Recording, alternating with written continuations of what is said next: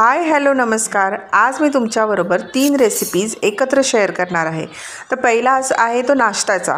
सकाळी सकाळी पोहे उपमा आपण नेहमीच खातो, पराठेसुद्धा वेगवेगळ्या प्रकारचे नेहमीच खातो। म्हटलं आज जरा वेगळा पराठा मुलांना खायला देऊया, म्हणून मी आज बनवत होती इथे लच्छा मसाला पराठा। काही नाही, सिंपल आपली चपाती लाटून घ्यायची, त्याच्यावरती हळद, थोडीशी मिरची पावडर, मॅगी मसाला मात्र घालायला विसरायचा नाही, किंचितचं मीठ आणि कसुरी मेथी असेल किंवा आपली नेहमीची जी मेथी असते ती जरी घातली तरी चालते।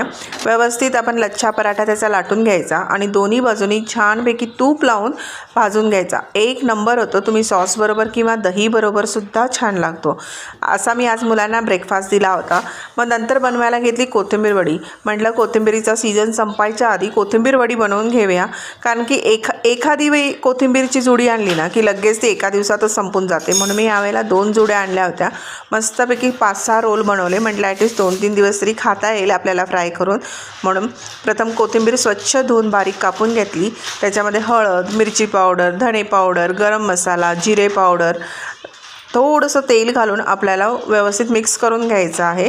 तीळ घालायला विसरायचं नाही। त्याचबरोबर मी इथे 2 वाट्या बेसन घेतलं आणि 1 वाटी तांदळाचं पीठ घालून व्यवस्थित इथे मळून घेतलं।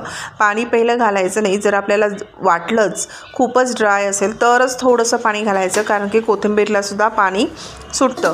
त्याच्यानंतर व्यवस्थित रोल करून घ्यायचे। इडली पात्रात व्यवस्थित ते वाफवून घ्यायचे। तुम्ही असेही खाऊ शकतात, पण मी इथे शॅलो फ्राय केले आहे। थोडेसे गरम होते त्याच्यामुळे ते व्यवस्थित पडत नव्हते, तुटत नव्हते, पण नंतर थंड झाल्यावर ते व्यवस्थित कट झालेले। त्याच्यानंतर हे मी व्यवस्थित फ्राय करून घेतले। एक नंबर कोथिंबीर वडी असेल ना तर अजून काही नसेल ना जेवणाला तरी चालतं। मला तर बाबा खूप आवडते कोथिंबीर वडी। आणि रात्री झोपताना घरात सगळ्यांना काहीतरी स्वीट हवं होतं, म्हणून इथे मी चॉकलेट स्ट्रॉबेरी बनवली। स्ट्रॉबेरी पहिली स्वच्छ धुवून ती कट करून घेतली।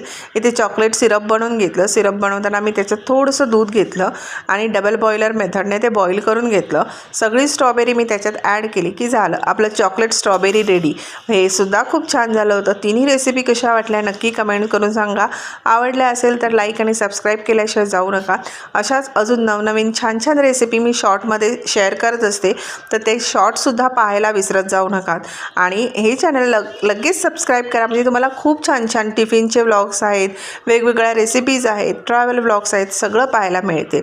भेटूया आता उद्याच्या व्लॉगमध्ये। तोपर्यंत बाय।